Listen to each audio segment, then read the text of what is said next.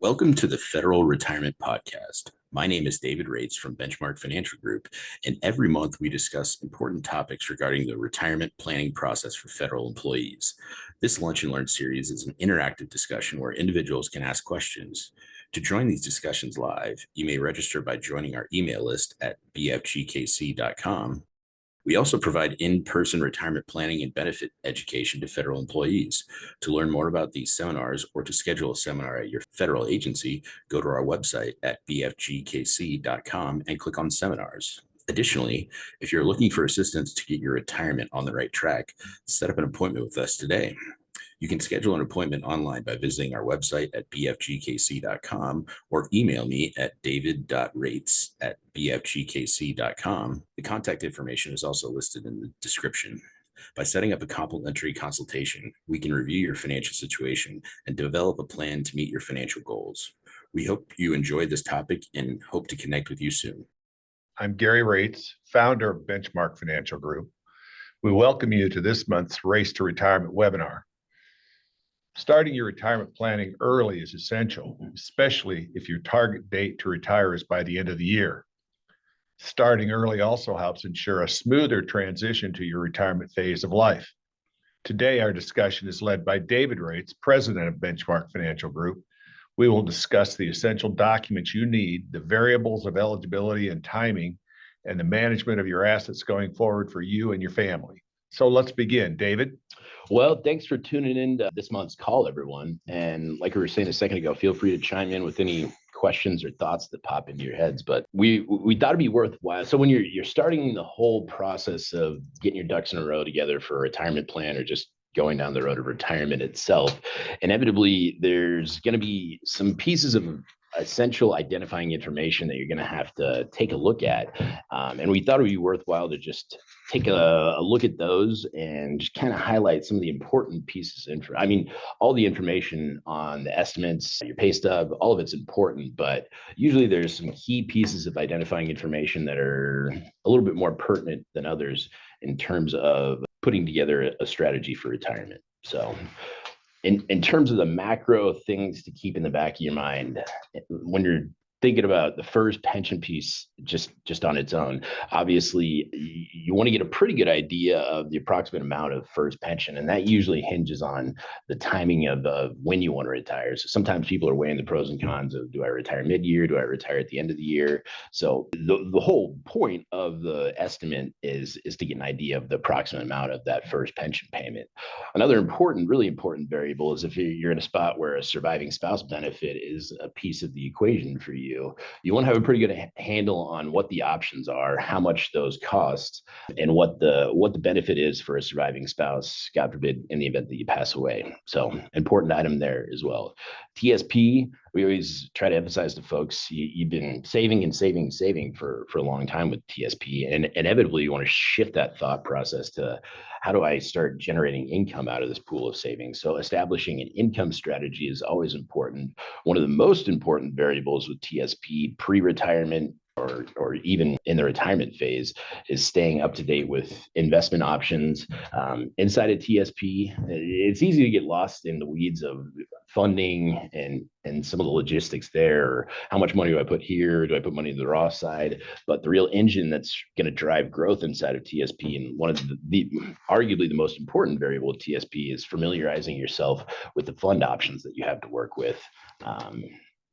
And then knowing what your options are for distribution, so you don't have a brain fart situation, check a box wrong, and have them send you a check for the balance minus 20% for federal taxes. So TSP, there's some key pieces of the pie to be aware of in addition to pension. And then on the supplement, either the first supplement or Social Security, depending on your time frame for retirement.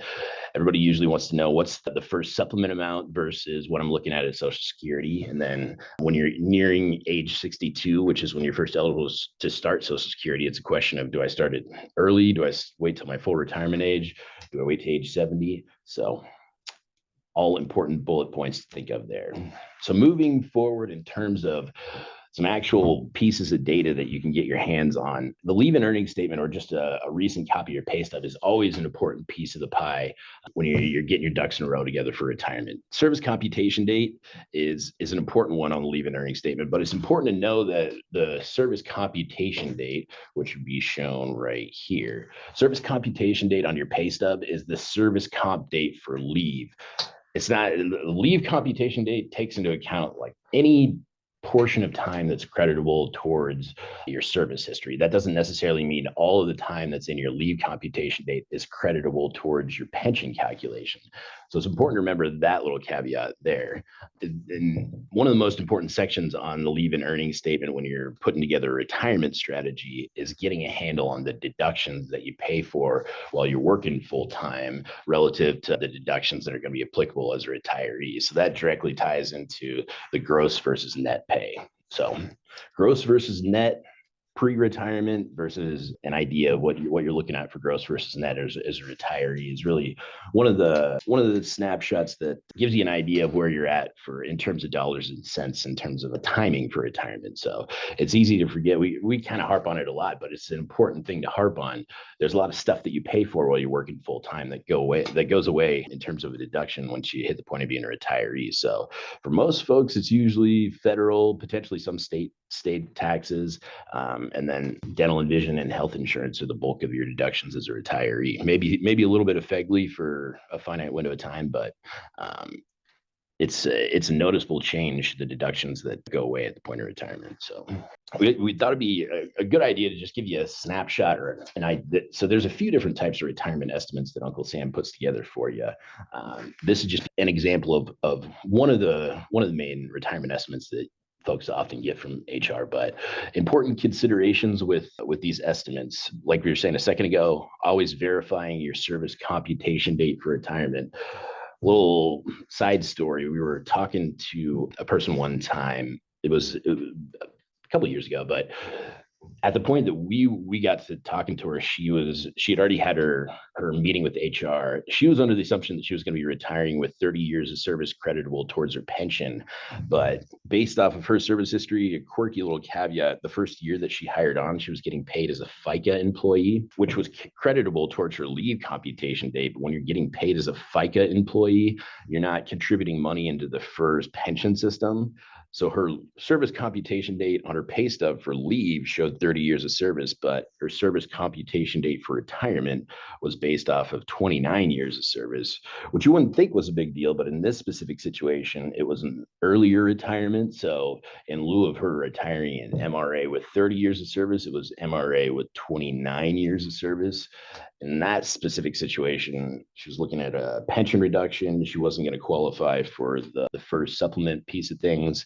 So it doesn't seem like a big difference, but depending on how colorful your service history is, it can make a big difference. So checking the number that they're using for the high 3 estimate and the retirement estimate is always an important piece of the pie.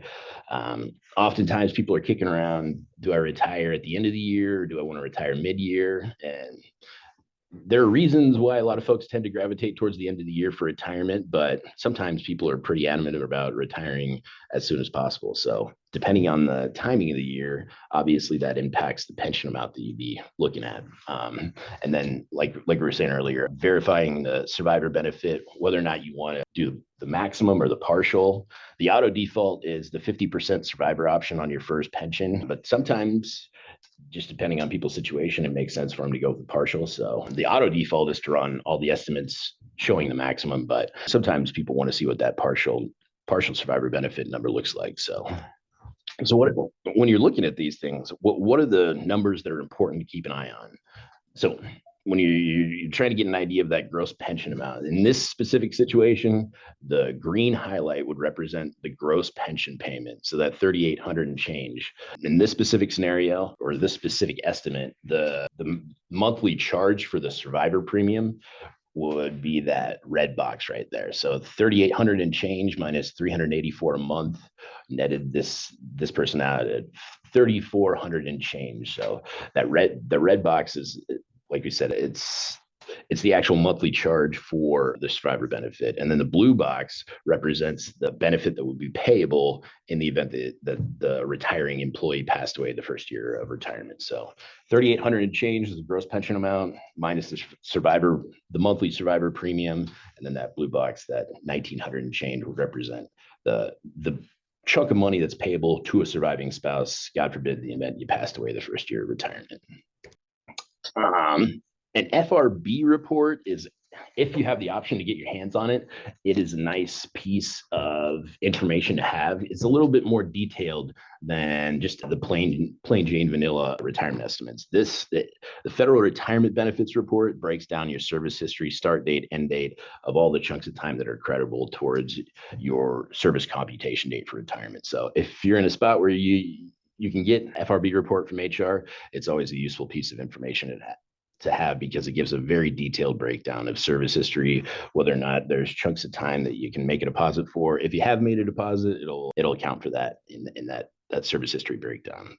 So, and then sometimes folks don't have the easiest time getting certain pieces of information from HR, which isn't necessary. It's not ideal, but it's not the end of the world. If you're having difficulty getting any sort of formal estimates run, one piece of useful information that gets updated every year, is usually in January or February, is your annual FERS benefit statement. It doesn't necessarily have as much detailed information specifically applicable towards retirement, but it does have identifying information that's updated on an annual basis. So worst case scenario, if you can get your hands on the FERS benefit statement, annual employee benefit statement, it's a useful starting spot. And then one of the newer advents that's been added, depending on where you work, but the GRB platform is a nice tool as well. It just allows you to run real-time estimates and not have to deal with filtering all those requests through HR. So if you have access to GRB, it's a useful benefit, as like we said a second ago. The green circle would represent just the idea of, or the snapshot of the gross pension amount, and then the red highlights are the lines you want to keep an eye on for survivor benefit costs and survivor benefit options. So GRB is a useful tool as well. So other important variables to consider when you're looking at these estimates. So in terms of the FERS pension, or the timing of retirement, it's always important to get a handle on the key milestones. So MRA with 30 years, age 60 with at least 20 years, and age 62 with at least 5 puts you in a spot where your calculation factor on your pension is 1% times high 3 times years of service.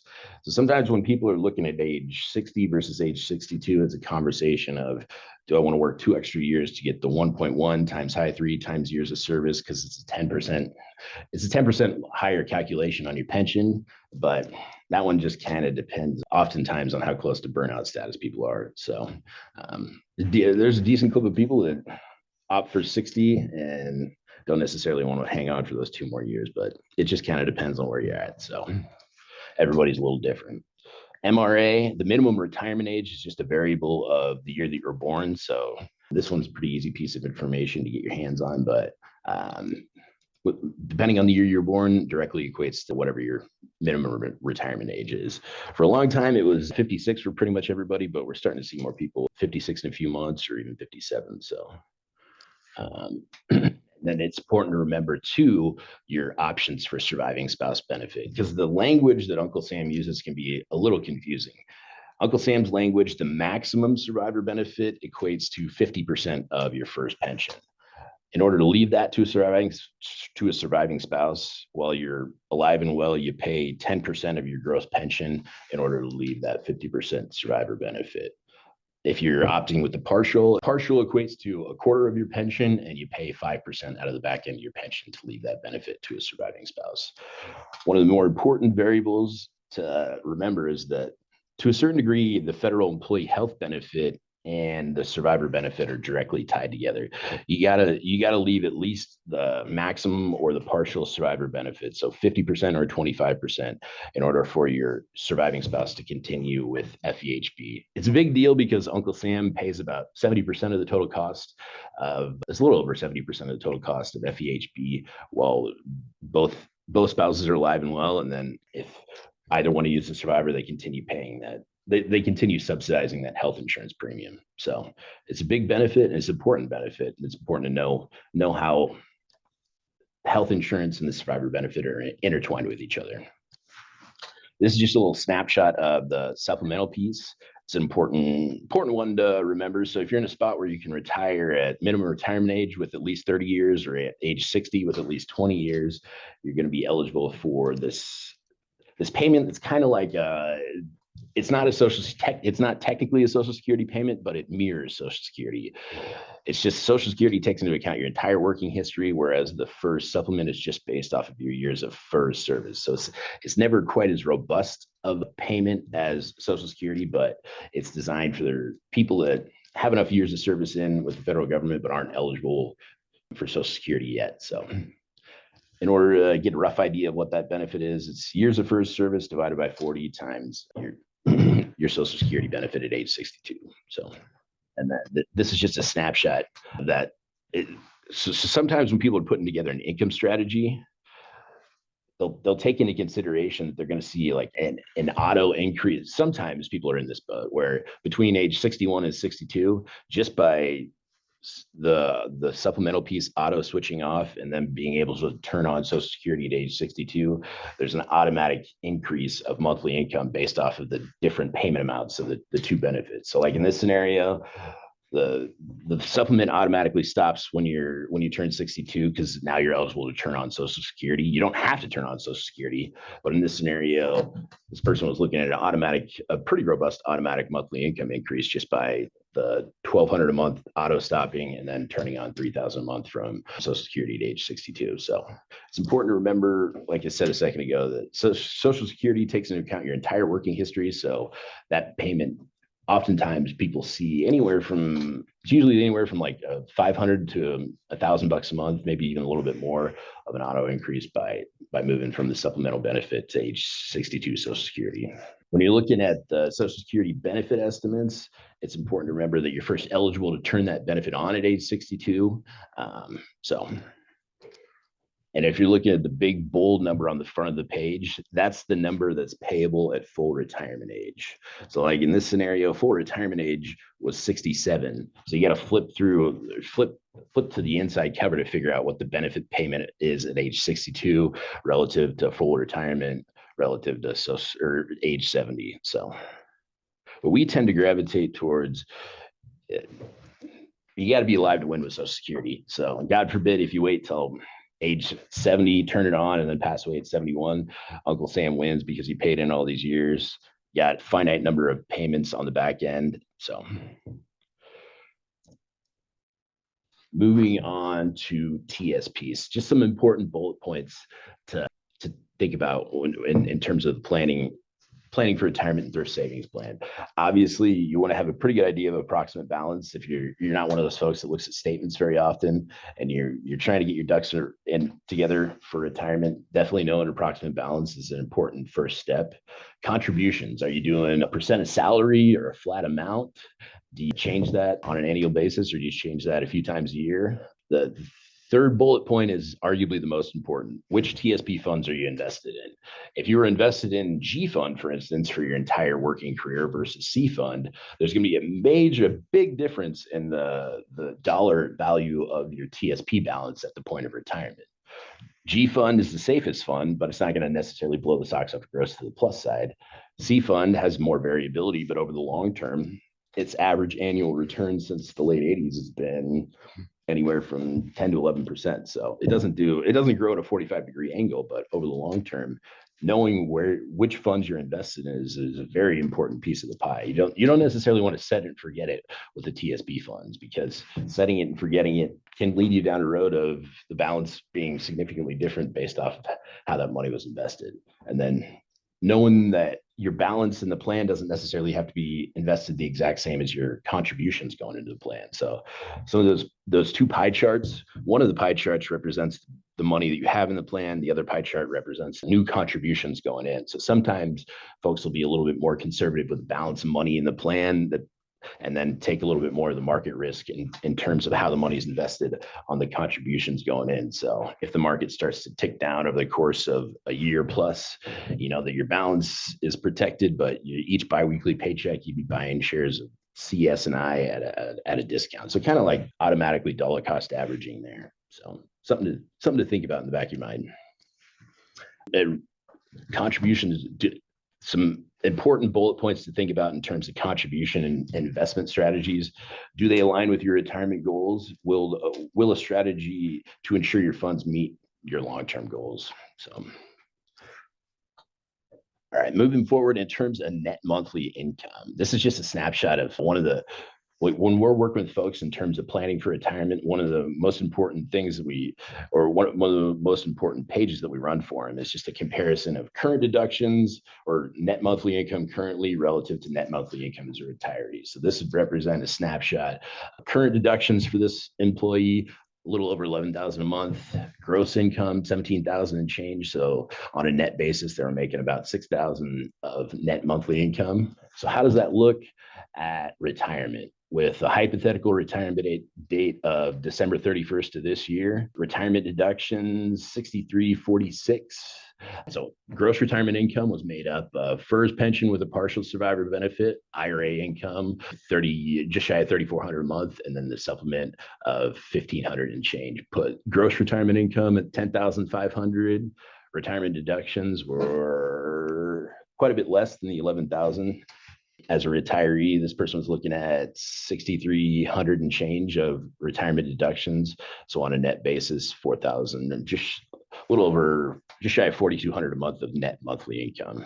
But sometimes, like in this scenario, savings allotments can skew things to the high side in terms of deduction. So if you're in a boat where you got savings allotments, we always ask the question, is that chunk of money going towards like an account that you're just adding savings dollars to, or is that going to an account that you pay for like a mortgage out of that's still going to be applicable as a retiree? So, and then this is just a snapshot of sometimes or oftentimes when people are trying to figure out what to do with TSP money, they'll take one TSP balance and split it up into maybe 2 or 3 different IRAs that are all earmarked to do different things at different times. And oftentimes they'll even leave a chunk of money in TSP depending on the timing of retirement. So timing of retirement relative to how old you are has a direct impact on what you'd hypothetically do with TSP. So moving forward to benchmarks process.